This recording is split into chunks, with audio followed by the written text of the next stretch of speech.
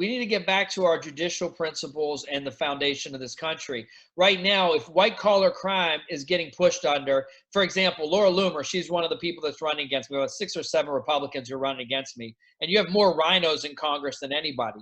You know, you look at and because really it's really not even a battle of Republicans or Democrats. It's a battle of a globalist. There's a new world order. People really just want to have 2 classes, the rich and the poor.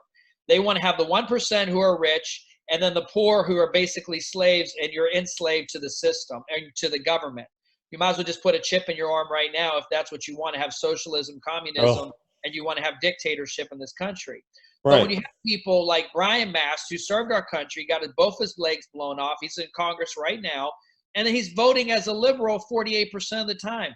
I respect him as an American hero, but as a politician and as a human being, I have no respect for him. I mean, he's voting for things. He wants the American taxpayer to pay for a transgender operation if you're serving in the military. I mean, this is a guy who served, and he's partnering with Nancy Pelosi against the Second Amendment. So, like, these kind of things that are happening, the American people just turn an eye to, because look, they just want bread in their refrigerator, milk in the refrigerator, their lights on, their mortgage paid. The average citizen just wants to, they want a better quality of life. And that's why we need people in Congress who are going to stand up and fight. But people like, they got 6 or 7 people in the race.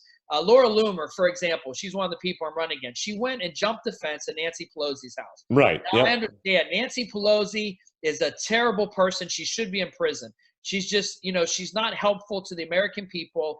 I mean, how does somebody become a multimillionaire in U.S. Congress? I mean, that's the thing. Is like, how does somebody in that position? You have to be a crook. Rich. There's special interest. There's so many things that are happening. And then you look at Elijah Cummings. He just passed away. But look, he had all that money from the Obama administration. And Baltimore is the biggest crime capital of the world, almost in America. Yep. And it's like, where's the money going? Nobody's doing an audit of we get, as citizens, we have the IRS, which is basically the mafia. They go after small business owners, but the rich get all the loopholes. They're able to just basically do whatever they want to do. And then, 2008, the financial crisis happens. A couple people, end up losing, what's the one company that ended up getting shut down in 2008, the financial crisis? Was it G? The Lehman Brothers. Lehman Brothers. You get a few of them like Lehman Brothers who get slaps on the wrist. But guess actually 2008 sucked up a lot of small banks. So actually that grew the large government. Absolutely it did. And then we're going to bail them out. We're going to bail out all of these other ones so that we can government control all of these other ones. Absolutely. Back to Laura Loomer. So she jumps a fence. Now think about it. Somebody from a vulnerable population, if they trespass, guess what happens? They're going to go to prison, and they're going to have a hard time getting a job. Their whole life is going to be ruined because of a crime against them. But here she jumps on Nancy Pelosi's property, and she just gets a warning.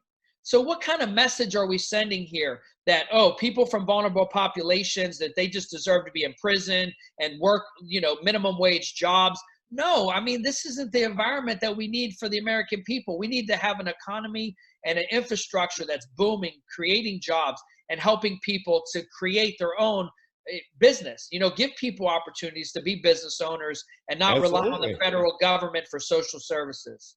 See, and this is why I wanted to have you on, is because with 5P, we're talking about discussing not just the plan, the 5-paragraph operations order, and that's all well and good.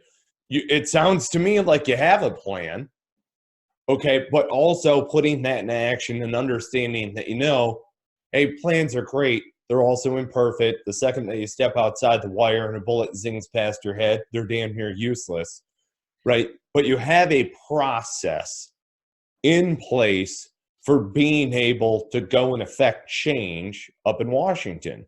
At least that's what I'm hearing here. All right, now let me press something to you, and I just got to ask this. If it were to come up, if it were a bill to where members of Congress were audited once per term, would you vote for that bill?